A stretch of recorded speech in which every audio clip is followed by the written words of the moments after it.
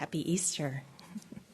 I was so excited this morning, or not this morning, I was so excited a few weeks ago when I looked at the teacher spreadsheet and I saw Spencer was going to be here and Charity was going to be here, and I can't think of a better way to spend Easter morning than with them and with you all. I have a bit of show and tell for this morning's teaching because it seems appropriate that if I'm going to talk about things that we can't leave behind, that I should share a few of the things that I can't leave behind. But first, I want us to think about what that means, that phrase, all that you can't leave behind. It's a phrase I borrowed from my favorite band, U2, and it serves as the title of their October 2000 release. It's a line in the song Walk On, where they say at the start, the only baggage that you can bring is all that you can't leave behind. And it's worth taking a moment as we start thinking about this concept to understand a little bit more about the meaning of that song. And here's what I found on Wikipedia. The song Walk On was written about a Burmese academic, and I might mispronounce this, so please forgive me, Aung San Suu Kyi, who was the chairperson of the National League for Democracy and was placed under house arrest from 1989 until 2010 for her pro-democracy activities. Bono said that the song was about nobility and personal sacrifice, about doing what's right, even if your heart is telling you otherwise. In explaining the lyrics, he recalled a biblical passage in Corinthians that used the image of a house fire to impart the lesson that only eternal things can survive. To Bono, these things were family and friendships, rather than anything material that someone could create. Accordingly, Walk On concludes with the lyrics describing a litany of ambitions and achievements that are expendable, with the lines such as, "You've got to leave it behind. All that you fashion, all that you make, all that you build, all that you break." Bono described this section as a mantra, really, a bonfire of vanities. And you can throw anything you want on the fire. Whatever you want more than love, it has to go. So I see this question, and I didn't pose the talk title as a question because I was kind of attached to that phrase. But the question is, what do we need to leave behind? And I see it as a spiritual question. It's a point that comes up a lot here in C3. That attachment is suffering, that we're all going to die, that it's connection and relationship that really matters the most when we're trying to live a good life. So we're going to look at this idea of what we can't leave behind from two perspectives. One, the material, and the other, the emotional. And I found it interesting in pre-talk, we spend our entire time talking about the material, because that's kind of the easier one, and how it ties to that emotional and spiritual. But we also acknowledged, and what I want to acknowledge is that sometimes those two things are the same. When we consider the material possessions that we hang on to for really no practical reason, it's hard to believe that there's not a spiritual or sacred, set apart element to their continued presence in our lives. There's something about them that's important. They reflect our evolution as human beings. They serve as the illustrations in our narrative. Maybe they even provide ongoing proof that, yes, that really did happen. That really was me. That was real, even as our memories get fuzzy and we forget things that we thought we would never forget. Maybe these things do deserve to be thrown into the personal bonfire of vanities, as they also represent pieces of our ego. But as we all know, ego is not necessarily a bad thing. It's what shapes us and gives us our identity. So maybe there's no reason to burn them, but there is reason to check in with them every once in a while to see if they still serve some sort of spiritual purpose, or if they're just weighing us down. So I brought a box of a few of my vanities, and it was kind of fun to go through upstairs in my office where I keep boxes and boxes and boxes of these vanities. And so I have a note passed in class in high school from my best friend Andrea. Has a little sticker on it, "You're fun to hang around with." How could I part with that? But this is from high school, Notes passed in class, I don't know if you can see, but we had a specific way of folding them and just sort of slipping them. I have notes from like 3rd and 4th grade. I have this turtleneck. Everything in this box is at least 30 years old. And I've moved, I don't know, a dozen times since then, right? But this turtleneck, it was significant to me because I was a pretty quiet child, and I loved the boldness of this, and something about wearing it made me feel bold. And I remember 2 things that happened when I was wearing this. I'm sure many other things happened, but one of them was discovering that our cat had been hit by a car.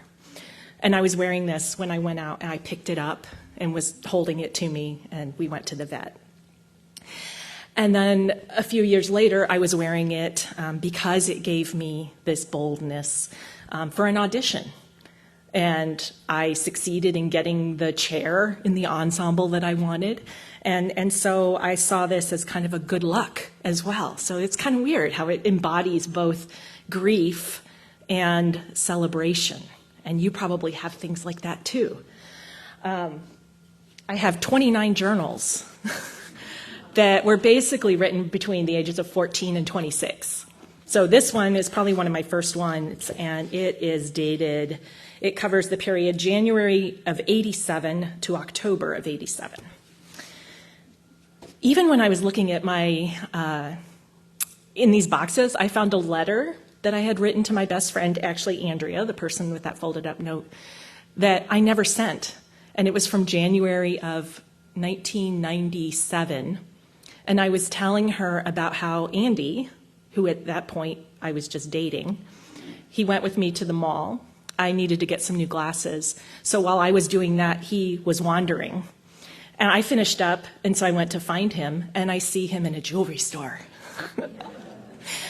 And I talked about like the butterflies I got, and I wonder what he was looking at, all of this. And he was actually looking at engagement rings, but I can't believe I didn't never send that letter. And so now I'm kind of like wanting to send the letter. Anyway, but I have all sorts of other things in here, and this might be one of the oddest ones: a ping pong ball. I have no idea. It's crushed. It's dirty. I have no idea. I just know it was significant. But some reason this ping pong ball has followed me. I can't let it go. And then I taught on I think it was New Year's Eve of 2019. And those of you who are here might remember that I invited you to take a slip of paper in the back of the room and write down something that you wanted to let go as you went into the new year.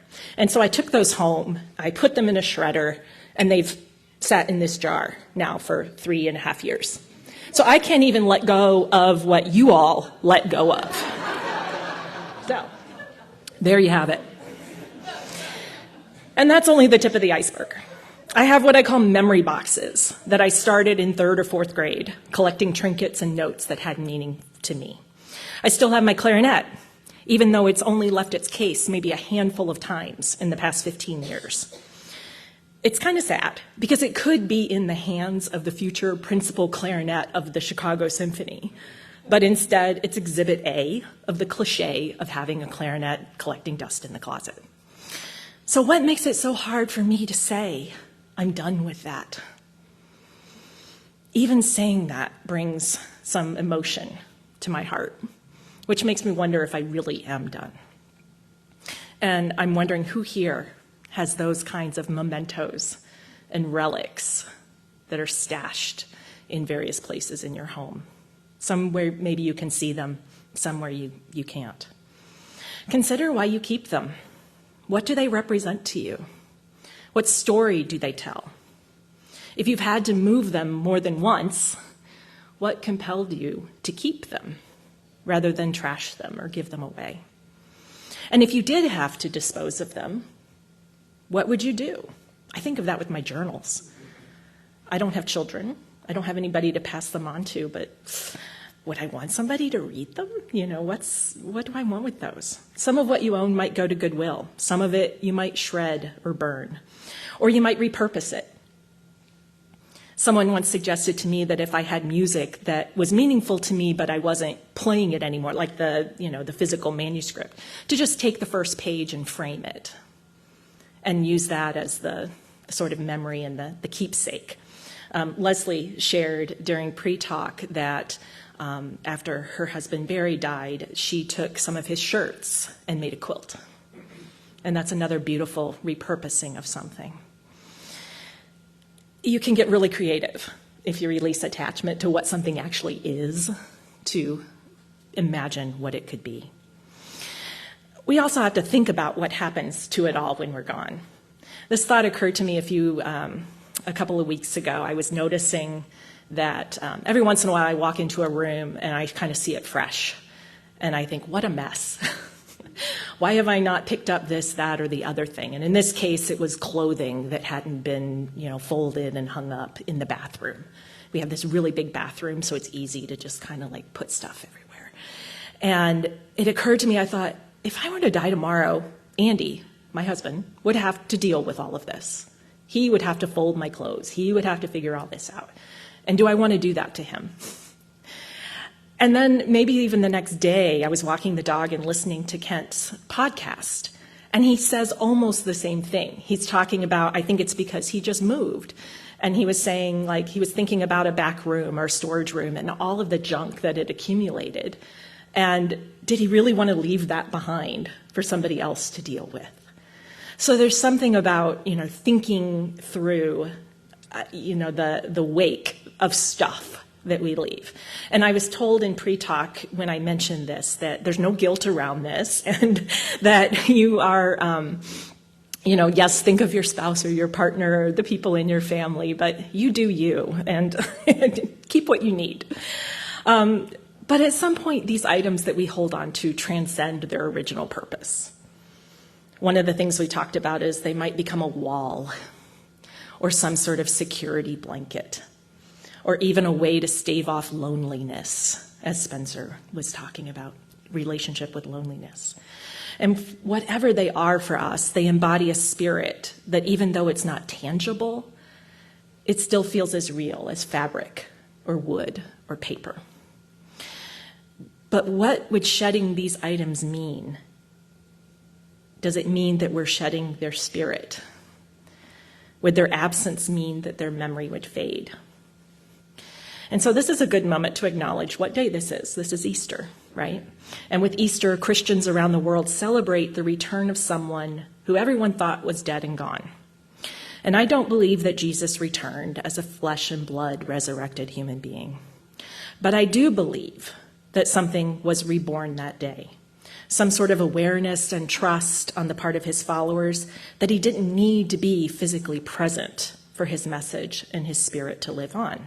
His mortal shell held immortal truths that transcended his death. And so, of course, that takes me back to a line from Walk On.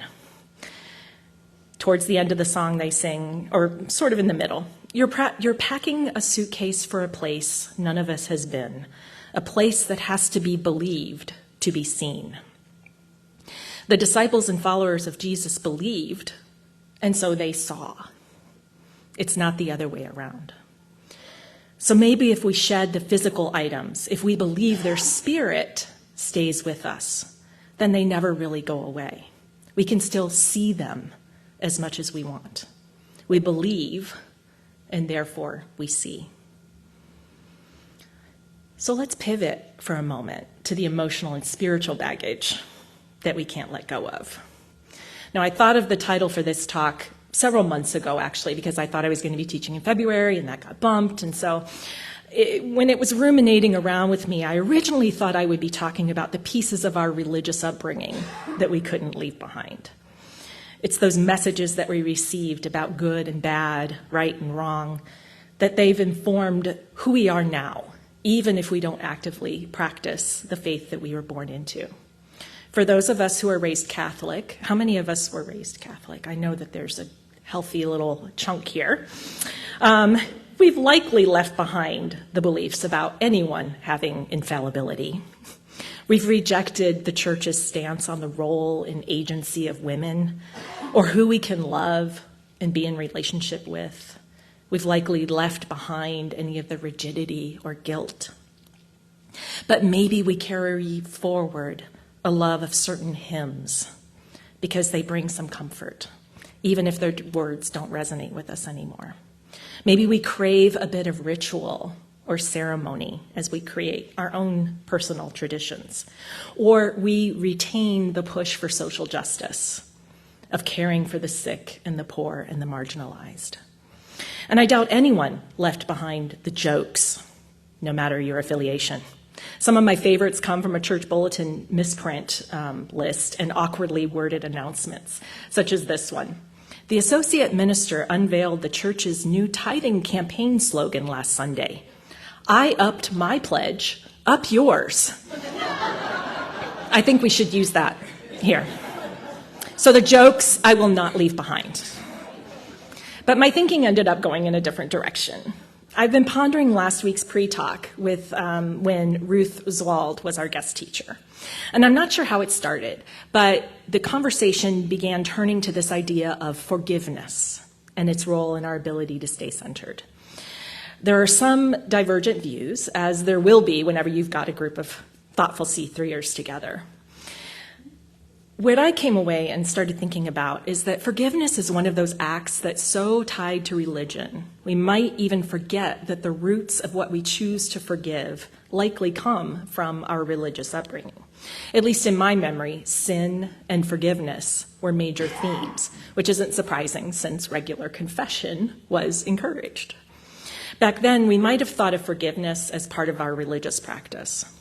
As we let go of organized religion, though, we probably shift our relationship to it. We might see it more as an independent personal value, one that's maybe more fluid and circumstantial. It's less unconditional than what we felt compelled to extend when we felt like we had God looking over our shoulder. If forgiveness isn't necessarily seen as a religious value for us then, might it be a spiritual value? Because I do believe that forgiveness is a practice that's connected to our spiritual lives. If we are holding on to grudges or letting someone live rent-free in our heads, that takes up space that could be freed up to be more generous and more present in the world. I remember about 16 years ago, I felt wronged, very wronged, by a woman who I thought would be a mentor for me in the next stage of my career. We had a falling out, and my only consolation was that she was generally perceived to be a toxic person. So really, the problem wasn't me, right? It was about her. But it doesn't matter who it was about, because the situation derailed my plans, and I felt really adrift and lost. And I was angry, and I was resentful. And I carried that resentment with me, even after I landed on my feet. I carried it with me even after I got myself heading in a direction that was better than anything that I would have done before. It took me about 6 years before I could see her, like literally see her, and not feel some bubbling of anger within me. And then one day, and this happened actually at church because I sang in the choir of a church that she sometimes attended, and so we weren't always there at the same time, but this particular Sunday we were both there. And I remember seeing her across the way, and I realized that not forgiving her was only hurting me. She'd gone on with her life with no regard to how I felt, so why did I care so much? There was really no good reason for me to hold on to any resentment. And I think of an expression that I first heard from Anne Lamott. Not forgiving someone is like drinking rat poison and waiting for the rat to die. So I made the decision to just let it go. And when I did that, it was like a weight was lifted. And I know that's very cliche, but that's what it felt like. It's like this cloud that had been following me around, that I thought maybe was following her around, but it was actually over my head. That lifted. And I took my power back. One point to emphasize is that forgiving her did not mean that I accepted her behavior. It did not mean that what she did to me or to anyone else was okay. It didn't mean that the grief that I felt, even after I had landed on my feet, wasn't real. Forgiveness does not equal acceptance, approval, or endorsement. And you might feel differently than that. And that's okay. That's just how I've come to think of forgiveness, particularly with those folks that I feel like I have some sort of grievance with. What it means to you might be something different. Maybe another reason that we find it hard to forgive is because of the phrase, forgive and forget. And I looked this up, and did you realize that that phrase comes from the 1300s? And that it was a common saying by about the mid-1500s. And so forgive and forget, I don't know that that's a reasonable expectation, at least not for some of the major things. I'm not a fan of forgetting completely. Everything that happens to us becomes part of who we are, whether we like it or not. And completely forgetting is potentially cutting us off from that. It's cutting us off from any of the information that might come from it. Instead, I see this as an opportunity to forgive, and it's not as catchy, but recalibrate, to put the situation or the person into perspective.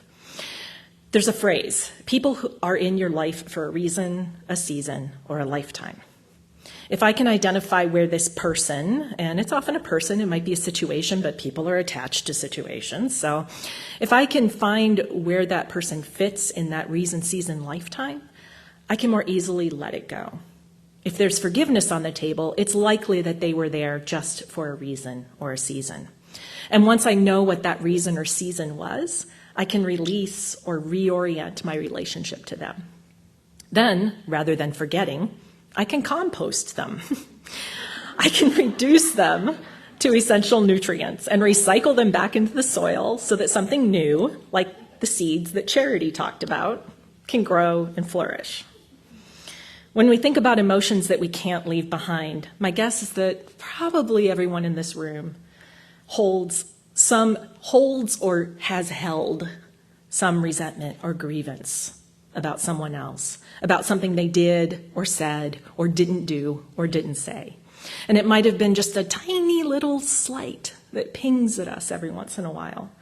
It might have been a major harm that wounded us deeply. It might have happened yesterday. It might have happened 30 years ago. The person that it is related to might not even be with us still.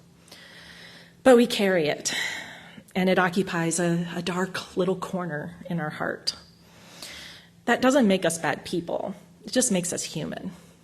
But what kind of human does it make us? Do we want to be generous with our forgiveness, knowing that it doesn't cost us anything to give it, but it costs us dearly if we withhold it? If we decide that forgiveness does not mean that we are accepting someone's behavior, then what we've regained is our own sense of dignity and serenity, and we've gotten in touch with our value of common humanity. We acknowledge that everyone makes mistakes. Everyone says things they don't mean, and that sometimes we hurt others, even when we love them. Now, it's true that there are some people that hurt others intentionally, and most likely, they themselves have been deeply hurt. What about those who have done major damage, either to us personally or to the people we love, or to society or the planet? Do they deserve forgiveness? Should they be given some grace? And I don't know. That's where I struggle. And maybe with those folks, it's above our pay grade to extend any sort of sincere forgiveness, because forgiveness does need to be sincere. Maybe that's why people do turn to religion, to turn over that act of forgiveness to someone or something that seems to have a larger capacity for it. Instead of forgiveness, perhaps we choose to let the resentment dissolve and release that person or situation to the universe. We can soften our presence. Again, thank you, Charity, for that image, because that's really what it's about. It's like softening our hearts to what is. We can find positive ways to send more positive energy out into the world that serves as a counterbalance to whatever harm was done. In the case of the mentorship gone wrong, I can move on and try to be the best mentor I can be to anyone who wants it, what I can offer.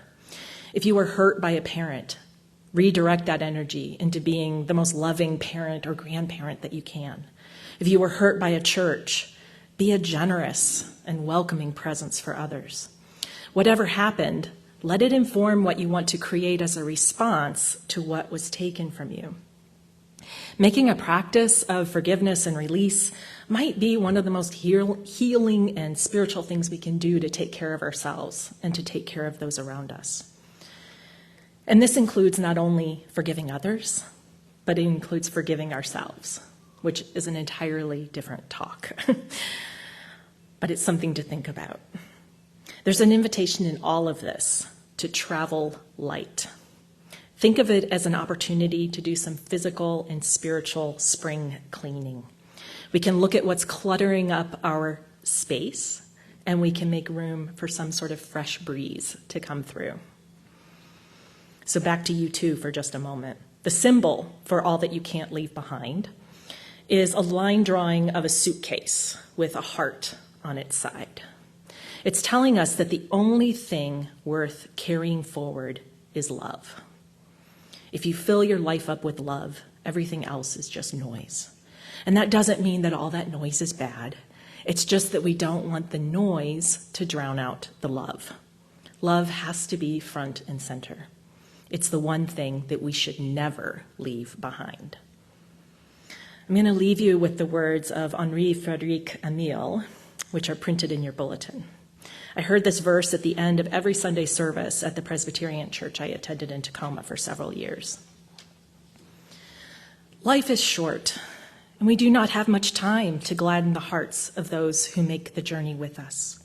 So, be swift to love and make haste to be kind. May it be so. Thank you.